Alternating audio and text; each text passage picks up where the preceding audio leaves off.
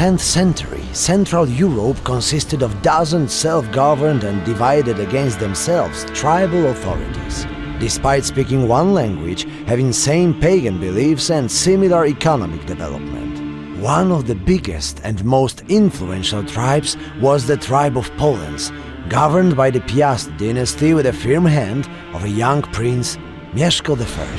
Mieszko's father knew that expansion was the only way to halt the never-ending quarrel and broaden the influence of the Piast family, so, on his deathbed, he made Mieszko promise that he would be the one to unite the tribes under one nation, whatever the cost. Consequently, Mieszko carried out his quest with the dignity of cunning ruler, making treaties and winning allies amongst other tribes, expanding the jurisdiction of Poland. Yet, ambition is much like addiction, and Mieszko's unyielding expanse was bound to rattle a cage or two.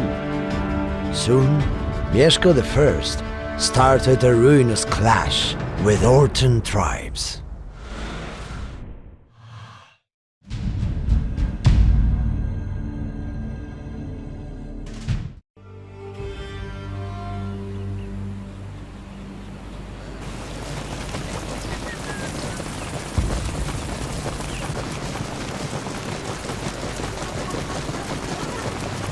Got to move!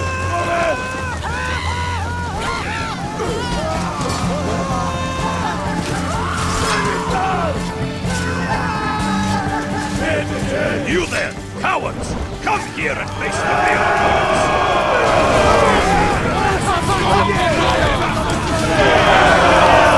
Burned village.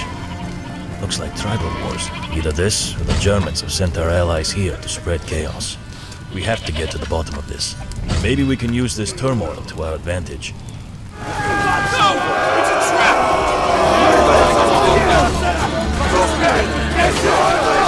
Thank you. We wanted to reclaim the Holy Mound, but they ambushed us. Seems I have underestimated him and paid the price. Come by my gourd, and I will reward you for your help. Those were Strebor's men. They must really hate each other. Before I go to Niepelka, I better search the area for clues on what caused this attack. There. I must look closer. They are Slavs, no doubt about it.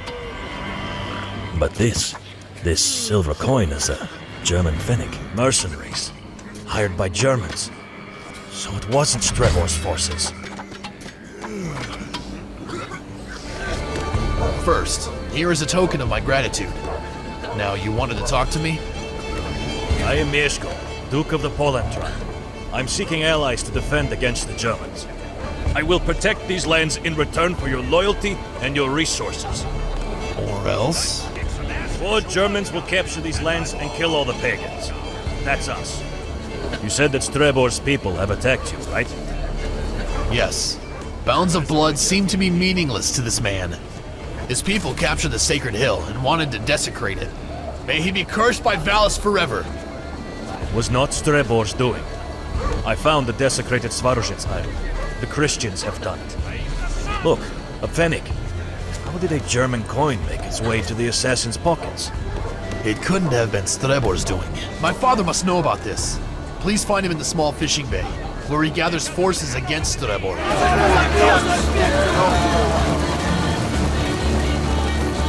This will teach them a lesson! These lands are ours now!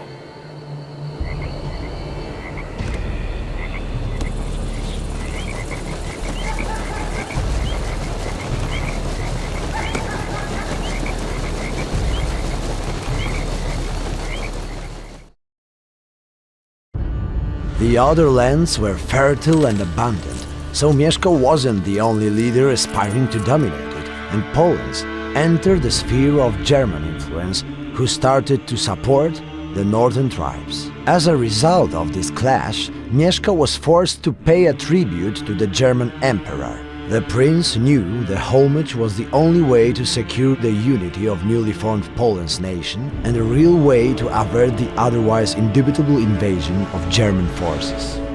Mieszko knew the tribute was crippling the Poland's economy and was just a quick fix for the big problem of a young nation stuck between powerful nations. The pagan Poles were considered heathens, what gave the progressive West a political mandate for edification.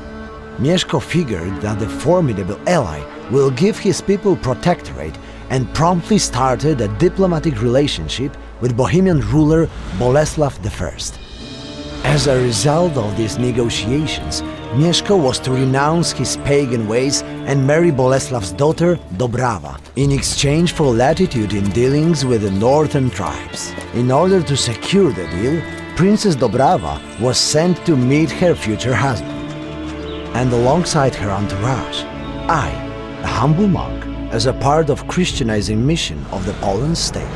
However, as the negotiations only just began, the boiling north realized that there will be no better time to attack. Under the banner of an outlaw German Count Wichmann, who wanted a share of the other lands as well, the tribes rushed Mieszko's lands.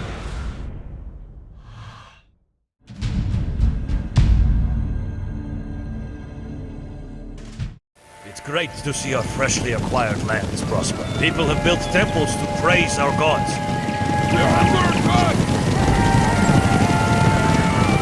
Look, the Valenti are attacking us! Quick, we have to stop them!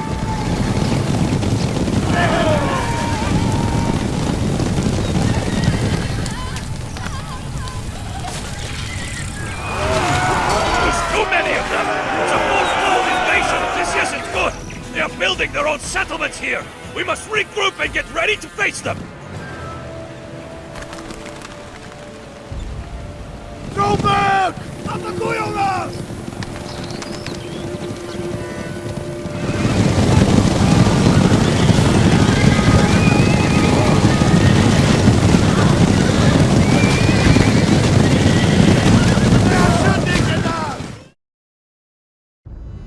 Mieszko was fully aware of the gravity of his decisions. The Poland state was still under fire of German forces that used Christianization as an excuse for its forays. Dobrawa's mission was to convince Mieszko of Christian ways. To make it short, and only due to my responsibilities as a chronicler, I must mention that her charm was enough for the prince to rebuff his 7 pagan wives. The decision seemed simple enough. On a cold morning of 966, Mieszko I was baptized. As a Christian, Mieszko could finally secure the territory of an acknowledged Polish nation. Mieszko was about to place a final blow to the rebellious northern tribes and become the first ruler of the Polish nation.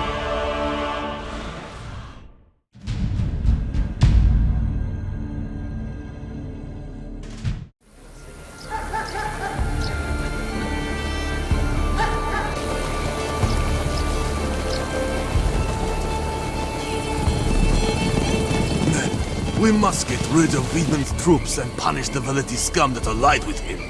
We've used the entire night to sneak upon their positions. First, we need to steal their precious resources to weaken them. Then we will wait for reinforcements to finish our job. Just say the word, Seymour! Our troops are in position and ready to strike! We'll crush them! Now, let's do it. I will be covering you.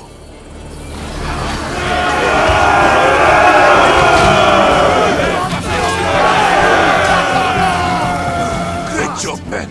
We must now wait for reinforcements. Let's just hold our ground. Sir! We were ambushed. All the reinforcements are dead. Kurva march! We will not take out enemy forces without help! We must come up with something! There won't be a better time to destroy Wichmann's thugs! We must use this chance we have now! Sir, my horse can run for an entire day and I can sneak like no one else. Just tell me what to do. Yes, this should help. In the meantime, we will make good use of those new resources. So here's the plan. We take care of our base and fortifications, while you go find Mieszko and talk to him. Go! Consider it done, boss!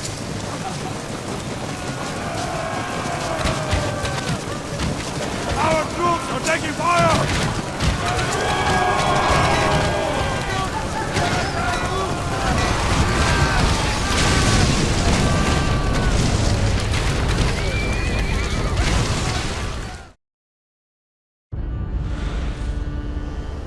Wichmann's death was not only satisfactory for Mieszko due to personal reasons, most importantly, the success in the north strengthened the newly brewed alliance between Poland and Bohemia, proving Mieszko's choices right.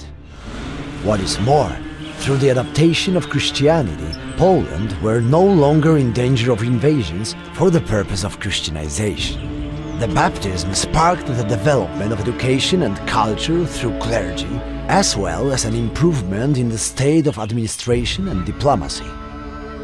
Appropriately, Poland started paying a tribute to the Pope, as now it has become a part of a greater European family. Mieszko's family also grew, as Dobrawa gave him a strong heir, Bolesław, named after her father. Despite Mieszko's efforts, however, the troubles did not end. Mieszko's brother himself reported of a problem in the west. One of the conquered tribes asked the German nobleman Margrave Hodon for help in exchange for their serfdom. This arbitrary action, without emperor's consent, sparked not only a rebellion, but a full-blown invasion of German forces on Poland.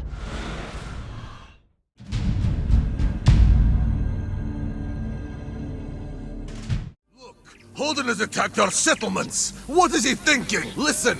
We have to show him it was a stupid idea! Charge!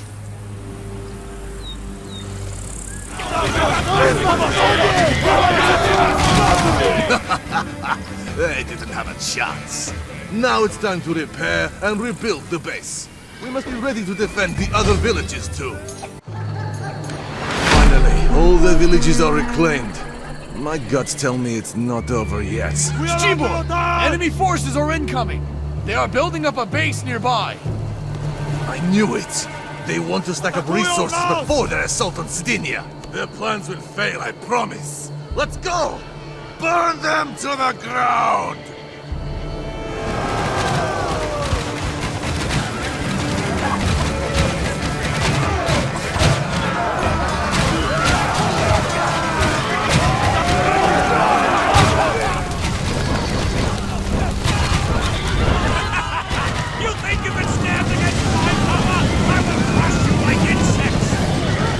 Odin is here.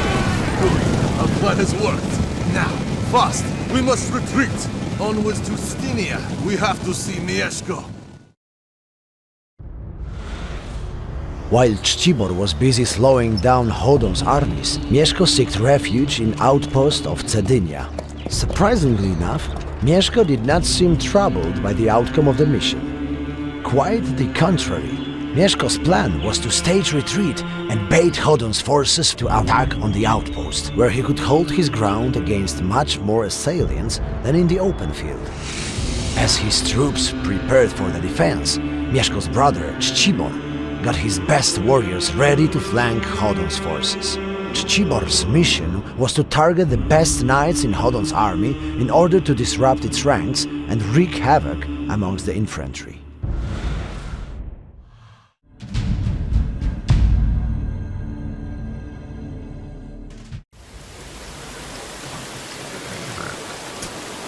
Our scouts reported the Germans will be here in 2 days.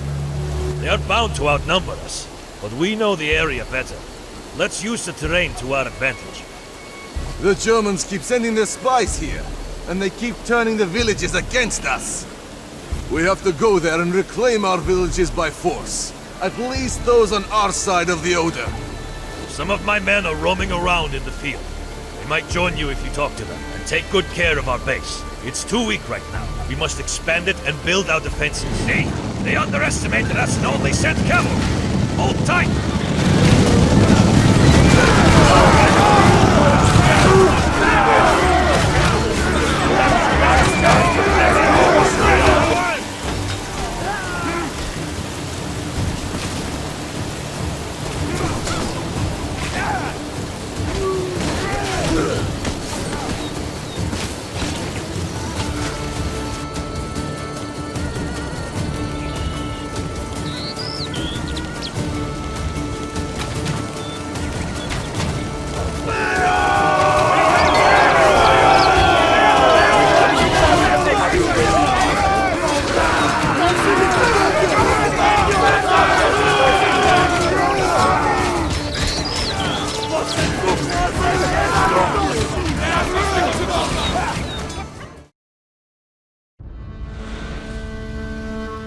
The war with Hodon ended with Poland's territory finally secured. However, Mieszko and Hodon no longer conduct solely on their own behalf. As a part of a Christian union, they've been called to the imperial diet in Quedlinburg, where they were to face the judgment of the Emperor Otto I. Otto I mediated the truce between Hodon and Mieszko. Mieszko held the dependency of the western territories, but the prince was also obliged to send Bolesław as a hostage to the imperial court, despite Hodon being an instigator in this quarrel. Little they knew, experience gathered by young Bolesław will help him become the first king of Poland that will not only cement Poland's position in Europe, but expand its influence even further. Nevertheless, due to Mieszko's policy, conquest and diplomacy, Slavic tribes in Central Europe were united. The prince is considered a founder of Poland, and the Piast dynasty ruled over and expanded the country's territory, becoming one of the most powerful nations in Europe.